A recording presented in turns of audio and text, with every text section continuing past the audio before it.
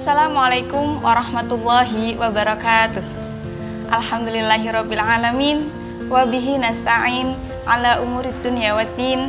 Wassalatu wassalamu ala asrofil anbiya'i wal mursalin sayyidina wa maulana Muhammadin sallallahu alaihi wasallam. Amma ba'd.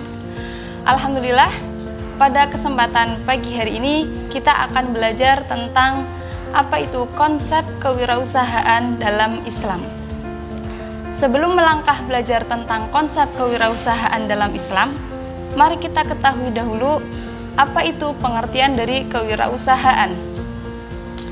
Pengertian dari kewirausahaan adalah sebuah proses dalam melakukan sesuatu yang baru dengan cara yang kreatif dan penuh inovasi yang bermanfaat bagi orang lain dan memberikan nilai lebih. Maksudnya di sini adalah semangat dalam menangani usaha dan kegiatan upaya untuk mencari, menciptakan, menerapkan dengan cara yang efisien untuk pelayanan yang lebih baik, produk yang lebih unggul, dan keuntungan yang lebih besar. Secara singkatnya, kewirausahaan adalah sebuah proses mendirikan dan menjalankan suatu bisnis. Tentunya adalah bisnis yang sesuai dengan konsep Islam.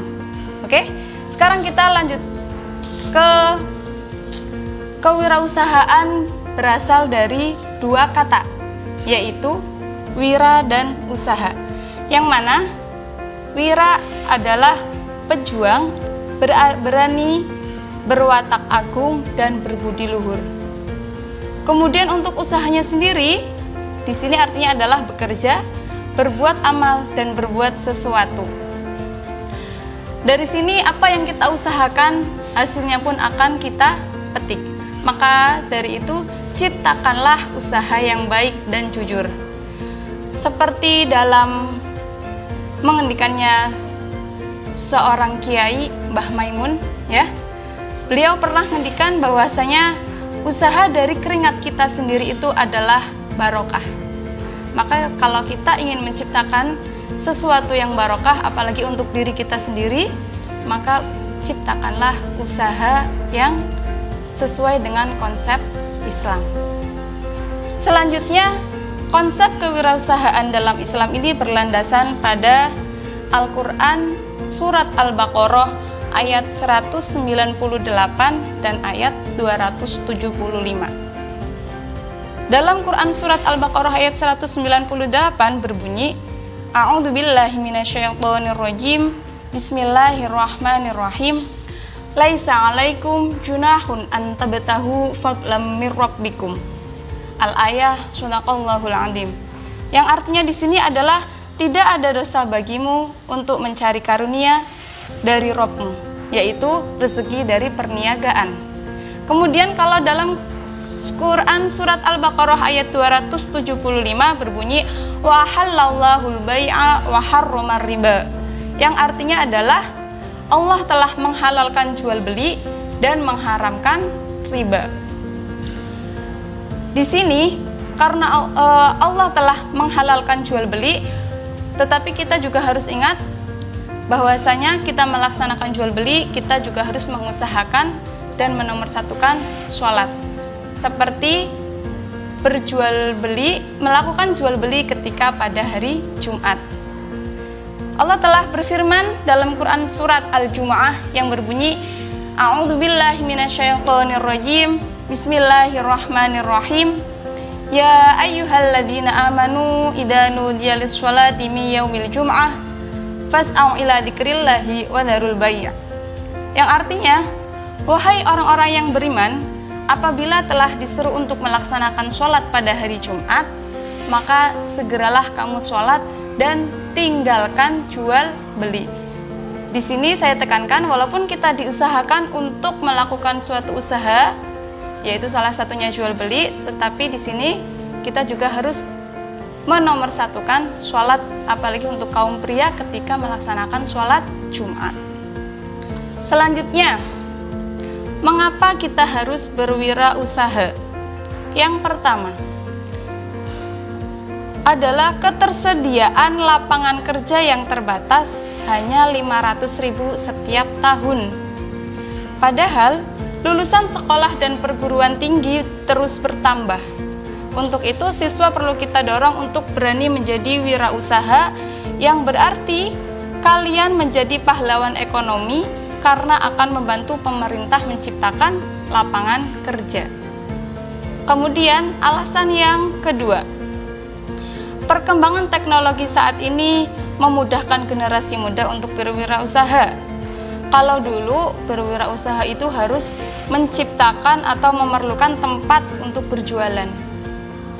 Untuk zaman sekarang kita bisa memanfaatkan teknologi yang ada seperti berjualan online. Kita bisa menciptakan HP kita untuk sesuatu yang bermanfaat. Seperti yang beredar sekarang itu banyak sekali ya, jual beli dalam Shopee, TikTok pada sebelumnya, Lazada dan lain sebagainya. Kemudian kita lanjut ke alasan yang ketiga. Alasan yang ketiga adalah generasi muda harus memanfaatkan kemajuan teknologi informasi yang menciptakan berbagai bidang usaha akibat kemajuan teknologi. Secara pelan tapi pasti robot cerdas akan menggantikan posisi manusia di banyak jenis usaha. Kemudian kewirausahaan Islam. Konsep kewirausahaan dalam Islam ini mempunyai prinsip-prinsip etika dan nilai-nilai yang dianut dalam ajaran Islam. Konsep-konsep kewirausahaan dalam Islam di sini kita akan bahas ada 5, yaitu yang pertama niat dan tujuan. Yang kedua ada keadilan dan etika. Ketiga ada transparansi dan pemilikan saham. Yang keempat ada larangan riba. Dan yang kelima ada zakat dan sedekah. Untuk yang pertama kita bahas dulu. Yang pertama adalah niat dan tujuan. Suatu usaha ataupun ketika kita akan melakukan sesuatu itu pasti didasarkan dengan sebuah niat.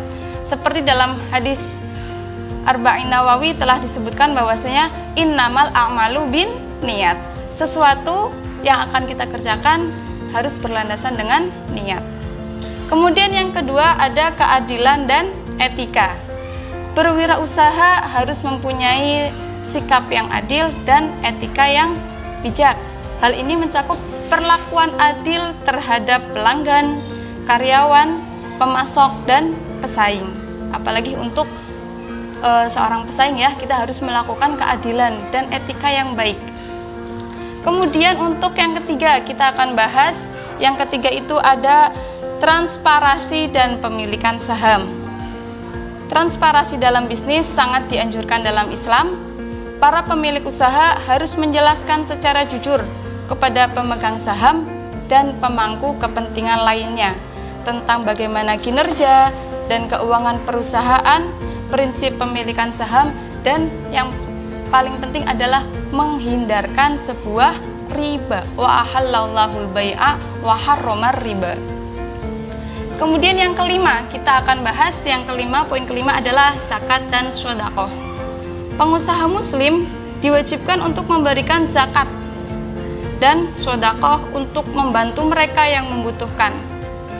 Ini adalah merupakan cara kontribusi dalam meningkatkan kesejahteraan umat.